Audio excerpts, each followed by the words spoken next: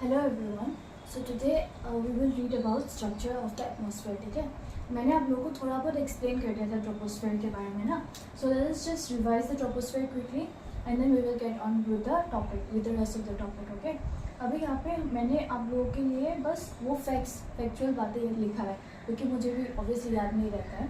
सो वो सब फैक्चुअल बातें, कुछ फैक्चुअल बातें जो कि इंपॉर्टेंट है, जैसे कि ट्रोपोपॉज में, उसके बाद स्ट्रेटोस्फेयर का हाइट, वो सब लिख के रखते हैं। Okay, so troposphere, starting with the topic of troposphere. Troposphere क्या होता है? ट्रोपोस्फेयर बेसिकली ये जो हमारा एटमॉस्फेयर होता है ना, उसके जो the blanket of air surrounding the earth is called atmosphere, right. So जो एटमॉस्फेयर होता है उसका भी लेयर्स होता है। ठीक है, जैसे हम लोग का क्लास 1, क्लास 2, क्लास 3 ऐसे करके लेयर्स बढ़ते जाता है ना, वैसे ही ट्रोपोस्फेयर का भी लेयर्स होता है। ठीक है, सो पहला लेयर है हम लोग का एटमॉस्फेयर का भी लेयर्स होता है, सॉरी। सो पहला लेयर है हम लोग का ट्रोपोस्फेयर। ठीक है, तो ये ट्रोपोस्फेयर, इसमें क्या होता है, यहाँ पे जितना भी हम लोग का क्लाइमेटिक फेनोमेनन है, मैंने आप लोगों को जो शॉर्ट्स वाला वीडियो दिया था उसमें भी डिस्कस किया था ना, कि ट्रोपोस्फेयर में मेनली हम लोग का क्लाइमेटिक फेनोमेनन है।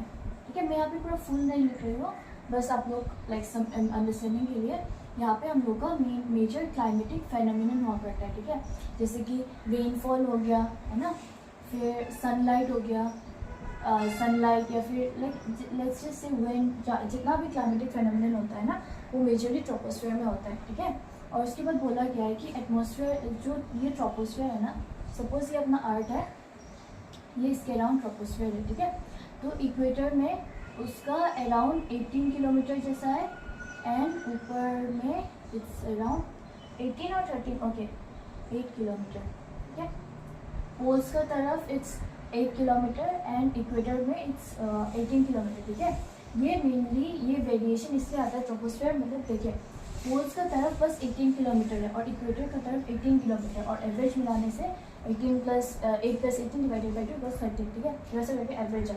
तो ये ऐसा क्यों है?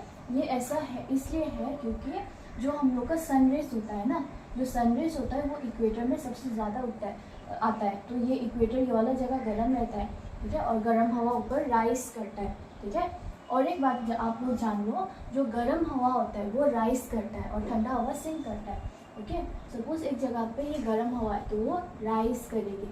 आप लोग जैसे चाय बनाते हो ना, ठीक है, जब चाय बनाते हो तो क्या होता है, ऊपर जा रही होती है ना, अगर गर्म होता है हवा, अगर लाइक चाय गर्म होता है तो हवा ऊपर जा रहा होता है ना। सो इसलिए यहाँ पे इक्वेटर में क्योंकि बहुत सनरेज मिलता है, बहुत धूप होता है, जिसकी वजह से जो हम लोगों का हवा है वो ऊपर जा रहा होता है। ठीक है, ऊपर जा रहा होता है, जिसके कारण यहाँ पे एटमॉस्फेयर बहुत ठीक है। लेकिन पोलर एरियाज में क्या होता है, बहुत ठंडा होता है, जिसके कारण हवा ज़्यादा ऊपर नहीं जा पाता है। इसके लिए ट्रोपोस्फेयर में ऊपर में हाइट कम है। ठीक है, 8 किलोमीटर, 18 किलोमीटर। आप आइस का समझ लो ना, आइस जब बनाते हो आप लोग ऐसा करके, ऐसा होता है ना। सो आइस जब बनाता है हम लोग, तो उसमें क्या होता है, जब आप लोग फ्रीज़र में रखते हो तो पानी ऐसे सिंक सबमर्ज करने लग जाता है, सबमर्ज नहीं, उसको लाइक अंदर नीचे आने लग जाता है ना, और बॉटम में ऐसे सिंक हो जाता है। Warm air rises up, cold air sinks down. ठीक है, सो ये हो गया, ये अपना ट्रोपोस्फेयर वाला टॉपिक हो गया। अभी आप लोगों को कोई डाउट होने से आप लोग you can just ask me in the comments. Okay, तो ये हो गया ट्रोपोस्फेयर का सेम। अभी नेक्स्ट है हम लोग का स्ट्रेटोस्फेयर। ठीक है, stratos okay wait, before moving on to stratosphere, let us see about tropopause. ठीक है, हर एक लेयर का जो एंडिंग होता है ना, सपोज ये ट्रोपोस्फेयर, ट्रोपोपॉज मतलब पॉज, मतलब स्टॉप। ठीक है, ट्रोपोस्फेयर यहाँ तक आता है, उसके बाद इसको बोलते हैं स्ट्रेटोपॉज, फिर मेसोपॉज, थर्मोपॉज, या फिर ऐसे करके वो बढ़ता जाता है। ओके, सो ये आता है हम लोग का ट्रोपोपॉज। इसमें बोला गया है कि इक्वेटर में ट्रोपोपॉज में 80 डिग्री, -80 डिग्री तक पहुँच जाता है, और पोल्स में ये। ठीक है, और एक बात, ओके, ट्रोपोस्फेयर के लिए बस एक बात रह गया कि higher is the altitude, lower is the temperature. यानी जितना ज़्यादा ऑल्टीट्यूड, जितना ज़्यादा हाइट बढ़ेगा उसका टेम्परेचर उतना ही ज़्यादा कम आएगा। Higher is the altitude, lower is the temperature. Okay, so ये हो गया अपना ट्रोपोस्फेयर। उसके बाद अपना नेक्स्ट वाला जो टॉपिक है वो होगा स्ट्रेटोस्फेयर। ठीक है, late me just rub this. I hope आप लोगों को ट्रोपोस्फेयर तो समझ में आ गया ना। अभी let me just rub it here and then we will read about stratosphere. ठीक है, सो स्ट्रेटोस्फेयर, स्ट्रेटोस्फेयर, इसमें क्या होता है, ये जो स्ट्रेटोस्फेयर लेयर होता है ना, ये हमारे लिए मेनली इसलिए ज़रूरी है क्योंकि यहाँ पे ओजोन मिलता है, जो हम लोग का ओजोन लेयर है ना, बचपन से हम लोग पढ़ते रहे और ओजोन के बारे में। तो ओजोन कैसे बनता है, जो हमारा ऑक्सीजन होता है, ऑक्सीजन, और जब हमारा यूवी रेस मिलता है तो यहाँ पे ओजोन बन जाता है, ठीक है। सो सन का जो सन रेस होता है वो प्लस ऑक्सीजन हम लोग का ओजोन लेयर बन जाता है, ठीक है। सो ये ओजोन, सो बेसिकली ऐसा होता है ना कि ये यूवी रेस, ये जो ओजोन लेयर होता है हमें यूवी रे से प्रोटेक्ट करता है। अभी आप लोगों को इतना ज़्यादा ऑक्सीजन बनता है वगैरह वगैरह नहीं जानना है, जस्ट रिमेंबर वन थिंग, ये जो ओजोन होता है ना स्ट्रेटोस्फेयर में, ये जो ओजोन लेयर होता है ये हमें सन के हार्मफुल अल्ट्रावायलेट रेज से प्रोटेक्ट करता है, ओके। प्रोटेक्ट्स फ्रॉम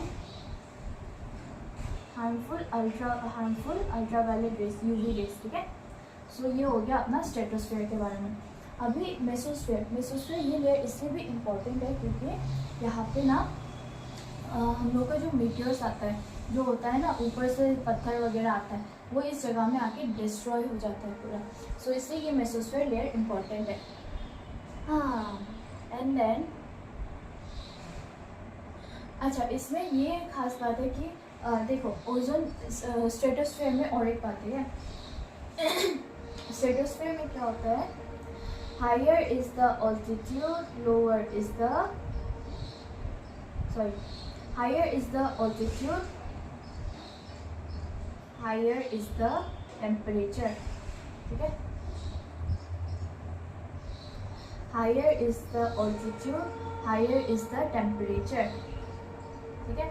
ये मैं इसलिए बोल रही हूँ क्योंकि यहाँ पे देखो ट्रोपोस्फेयर में हम लोगों का मेन हीट सोर्स था, हम लोग को ट्रोपोस्फेयर में गर्मी वो टेरेस्ट्रियल रेडिएशन से मिल जाता है। टेरेस्ट्रियल रेडिएशन यानी सपोज ये अर्थ है, ठीक है, यहाँ पे हम लोग का सनरेज आ रहा है और ट्रोपोस्फेयर में क्या होता है, ये मतलब बेसिकली टेरेस्ट्रियल रेडिएशन में क्या होता है, ये जा रहा होता है।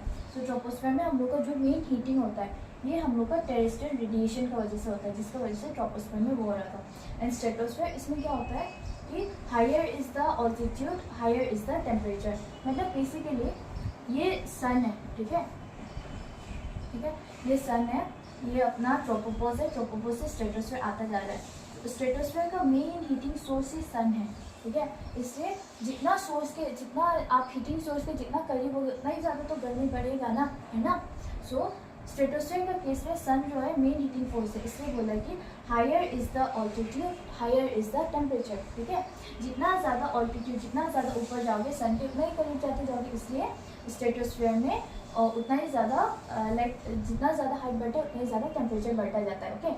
ट्रोपोस्फेयर का केस में सनलाइट आता है लेकिन वो heating source main heating source नहीं था, जो हमारा ग्राउंड से जो सनरेज रिफ्लेक्ट होकर ऊपर जाता है, जो हमारा टेरेस्ट्रियल रेडिएशन है, वो हमारा मेन हीटिंग सोर्स था। इसलिए higher is the altitude, lower is the temperature, ये हीटिंग सोर्स है, जितना हम लोग दूर जाते जाएंगे टेम्परेचर कम हो जाएगा ना, ओके। सो मेसोस्फेयर में फिर से क्या होता है, higher is the altitude, lower is the temperature. अभी मेसोस्फेयर का मेन हीटिंग सोर्स है हमारा ये स्ट्रेटोस्फेयर, समझा।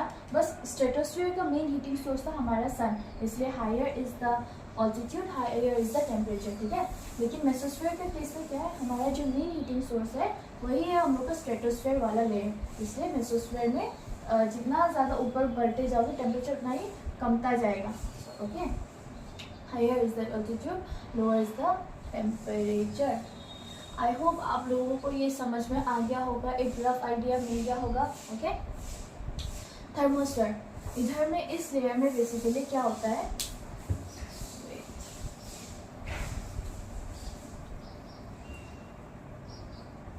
ओके।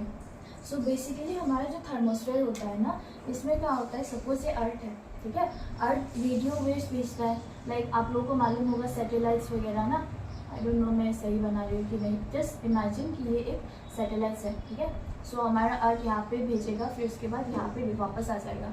सो बेसिकली हमारा ये कम्युनिकेशन में मदद करता है, जो हमारा आयनोस्फेयर लेयर है, क्योंकि यहाँ पे आयन्स होता है, प्लस प्लस माइनस माइनस, ठीक है। सो इतना डिटेल्स में मत समझो, बस ये समझो कि थर्मोस्फेयर जो हमारा लेयर होता है वो हमारा टेलीकम्युनिकेशन में मदद करता है।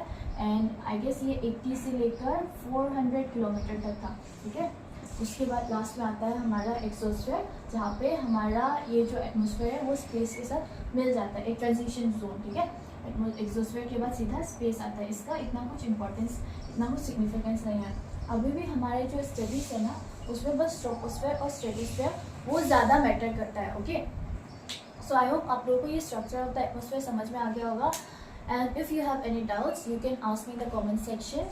Plus please don't forget to like, share and subscribe to my YouTube channel. Thank you.